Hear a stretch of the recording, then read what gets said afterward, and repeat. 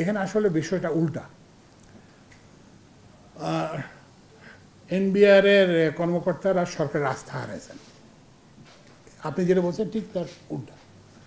এখন এনবিআর কর্মকর্তা তাদের আচরণের মাধ্যমে আস্থাটা ফিরিয়ে আনতে হবে। আস্থাটা কীভাবে ফিরিয়ে আনবেন? যদি রাজস্ব আদায় বৃদ্ধি হয় তাহলে বোঝা গেল যে তারা সরকারের আস্থার সরকার কী চায়? সরকার চায় রাজস্ব আদায় বাড়ুক। সরকার কী চায়?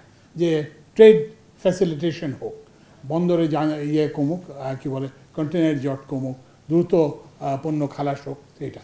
তো ওই জন্যই আমরা এটা উল্টা সরকারকে এনবিআর এর কর্মকর্তাদের, আমি যদি এনবিআর এর কর্মকর্তা হতাম আমি চেষ্টা করতাম যে সরকারের সেই আস্থাটা যেটা চির ধরেছে সেই আস্থাটাকে ফিরিয়ে আনার থ্রু দেয়ার অ্যাকশন। মানে আপনি তো বললে হবে না যে আমরা না, কিন্তু তো ওই জন্য এগুলো হলে এগুলো কেটে যাবে।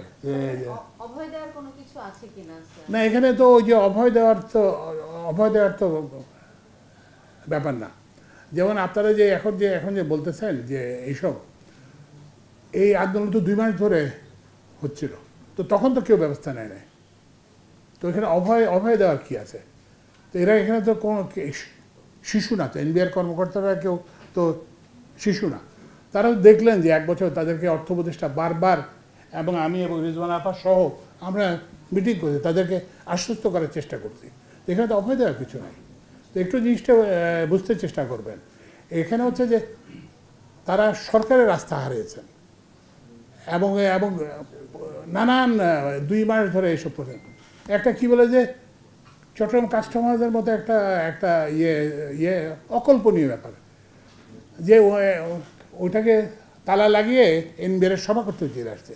আপনাকে এটা খাতুনগঞ্জের আড়ত নাকি, যে আপনার আড়ত আপনি ইচ্ছে নেই, আপনার শরীর খারাপ লাগছে, আপনি করে চলে আসবেন?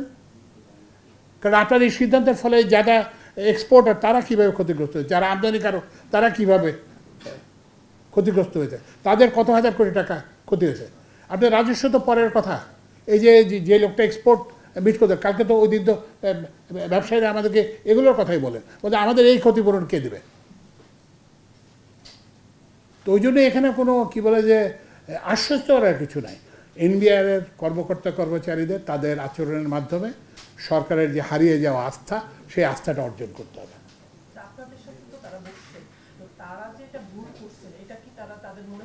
হ্যাঁ, না, একবার নানানভাবে ওনারা বলছেন।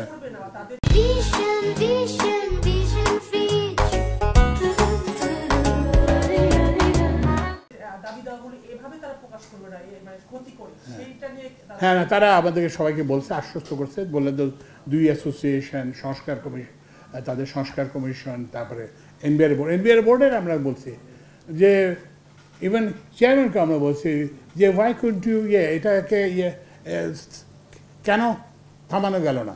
সদস্যদেরকে বলছি কেন আপনারা আপনাদের কর্মচারীদেরকে করতে ব্যর্থ হয়েছেন? তো ওই জন্য এখানে হচ্ছে কি একটা জবাবদিহি করতে হবে। এখানে এটা তো কোনো না, কি বলে যে ব্যক্তিগত কোনো ব্যবসা প্রতিষ্ঠান না যে আমার ইচ্ছা মতো খেয়াল খুশি মতো আমি কাজ করলাম। এখানে এগুলো তো কনসিকুয়েন্স আছে। এইসব কাজের তো কনসিকুয়েন্স আছে। Economy has suffered, export has suffered, বন্দরের কন্টেনার জট হয়েছে, এখন আবার রেলের লোকোমোটিভ সংকটের জন্য কন্টেনার আনতেও পারতেছে না।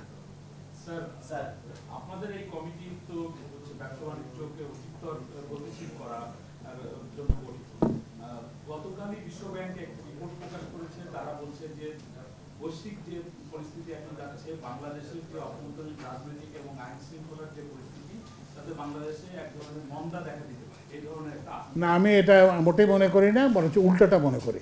অর্থনীতি অ্যাকচুয়ালি এখন পিক আপ করছে। আপনি যদি যে কোনো ইন্ডিকেটর নেন, ইনফ্লেশনকে নেন, রিজার্ভকে নেন, এটা কমপ্লিটলি এটা হচ্ছে যে এটারও একটা কারণ আছে কি, সেটা হচ্ছে যে এইসব রিপোর্টগুলো ল্যাগড হয়। কারণ এই যে এখন যে রিপোর্টটা প্রকাশিত হচ্ছে, এটার ডেটা হচ্ছে 6 মাস আগের। তো সুতরাং ওই আমরা পার হয়ে আসছি। আপনি কোনোদিন শুনছেন যে এক্সচেঞ্জ রেট কমে, ডলারের দাম কমছে? শুনছেন? ডলারের দাম তো কমছে বাজারে, আপনাদের পত্রিকাতেই এই রিপোর্ট আসছে। তো ওই জন্য এটা উল্টা, বরঞ্চ এর উল্টাটাই সত্য, যে অর্থনীতি এখন গতিশীল হয়েছে। অর্থনীতি এখনও উইল নট সে দ্যাট এটা একদম আমরা যেটা যেখানে চাই সেখানে গেছে সেটা না, কিন্তু ওই যে ইয়েটা আমরা পেছনে ফিরে আসছি। মন্দা, তারপর কি বলে যে ব্যাংক্রাপসি, এইসব যেসব আশঙ্কা করা হয়েছিল সবগুলোকে আমরা পেছনে ফেলে আসছি। স্যার, আপনার কাছে আমার দুটো প্রশ্ন। একটা হলো, আপনি বলছেন যে ব্যবসায়ীদের হিউজ ক্ষতি হয়েছে, এটা তো নিরূপণ করা হয়েছে কিনা, পাশাপাশি হলো বন্দরের যে ড্যামারেজ আসে, ইঞ্জিনের তো না, সেটাই। ড্যামারেজ আসে, এটার ব্যাপারে কোনো ব্যবস্থা নেই? না, এটা আমাদের ওই যে শিপিং উপদেষ্টা জন্য আমাদের ওই কমিটির মেম্বার, উনি এটা সদস্য ব্রিগেডিয়ার শাকাত হোসেন, উনি এগুলো দেখতেছেন এবং এটা করতেন। আর একটা হচ্ছে যে ওই যে ক্ষয়ক্ষতি যেটা নিরূপণে, যেটা ড্যামেজটা স্পেসিফিক, এটা ওই যে শিপিং মিনিস্ট্রি উনি দেখতেছেন, শিপিং উপদেষ্টা। কিন্তু ওই যে ক্ষয়ক্ষতি হচ্ছে কি, এটা একটু ডিফিকাল্ট, এটা অ্যাসেস করা ডিফিকাল্ট। বাট এগেইন এগুলো কতগুলো কাজ আছে যেগুলো অর্থ মন্ত্রণালয়ের কাজ, যেগুলো আমাদের কাজ না। আমাদের শুধুমাত্র যে এই যে সমস্যাটা, এটা যাতে আর না হয়, ভবিষ্যতে যাতে কেউ এই ধরনের দুঃসাহস না করে, এই ধরনের মানে সরকারের যে কোনো প্রতিষ্ঠান, শুধু কি বলে জাতীয় রাজস্ব বোর্ড বলে না, সরকারের কোনো প্রতিষ্ঠান যাতে সরকারকে এইভাবে বিব্রত না করে, ব্যবসায় বাণিজ্যকে এইভাবে ক্ষতিগ্রস্ত না করে, শিল্পকে যাতে এইভাবে ক্ষতিগ্রস্ত না করে, এটাই আমাদের দেখার কাজ। ঠিক আছে। কোশ্চেনটা ছিল ইউএসটিআর এর সাথে যে আলোচনা